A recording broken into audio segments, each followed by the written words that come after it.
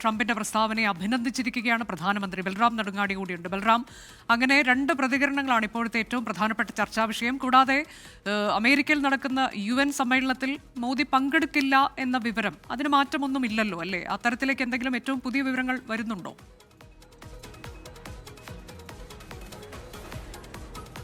അനുജ, ഈ അമേരിക്ക അല്ലെങ്കിൽ Donald Trump നിലപാട് മാറ്റിയതിന് പിന്നാലെയാണ് പുതിയ നിലപാടിനെ സ്വാഗതം ചെയ്തുകൊണ്ട് പ്രധാനമന്ത്രിയുടെ പ്രതികരണം ഉണ്ടായിരിക്കുന്നത്. ഇന്ത്യക്കെതിരെ തുടർച്ചയായി ട്രംപിന്റെ ഭാഗത്തു നിന്നും അമേരിക്കയിലെ മറ്റ് നേതാക്കളുടെ ഭാഗത്തു നിന്നും പരാമർശങ്ങൾ ഉണ്ടാകുന്ന ഘട്ടത്തിലൊന്നും തന്നെ പ്രധാനമന്ത്രി നരേന്ദ്രമോദിയോ വിദേശകാര്യ മന്ത്രാലയമോ അമേരിക്കയെയോ ട്രംപിനെയോ പേരെടുത്ത് പറഞ്ഞ് അതിന് മറുപടി നൽകിയിരുന്നില്ല എന്നുള്ളത് ശ്രദ്ധേയമാണ്.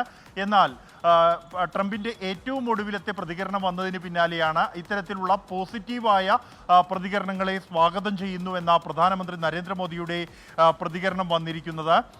ഇരു രാജ്യങ്ങളും തമ്മിലുള്ള ബന്ധത്തെ പോസിറ്റീവായി വിലയിരുത്തിയതിനെ അഭിനന്ദിക്കുന്നു എന്നും ഇന്ത്യക്കും US-നും ഭാവിയെ മുൻനിർത്തിയുള്ള തന്ത്രപ്രധാന പങ്കാളിത്തമുണ്ട് എന്നുമാണ് പ്രധാനമന്ത്രി നരേന്ദ്രമോദിയുടെ പ്രതികരണം വന്നിരിക്കുന്നത്.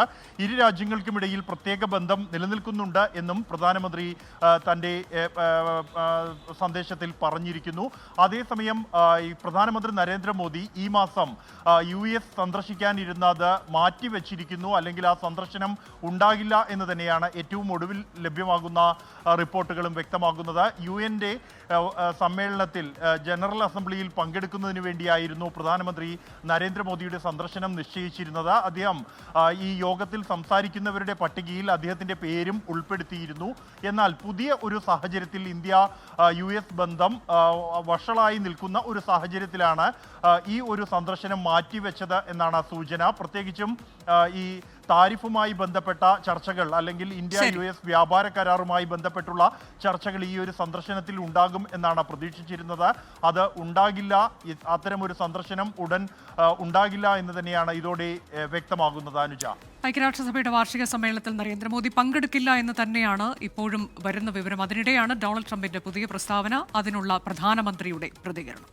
ലോകത്തെവിടെയായാലും ഏത് സമയത്തും 24 വാർത്തകളും ഓഗ്മെന്റഡ് റിയാലിറ്റി പാക്കേജുകളും എക്സ്പ്ലെയിനറുകളും വിശദമായി കാണാൻ ഞങ്ങളുടെ YouTube ചാനൽ നിങ്ങൾക്ക് സബ്സ്ക്രൈബ് ചെയ്യാം.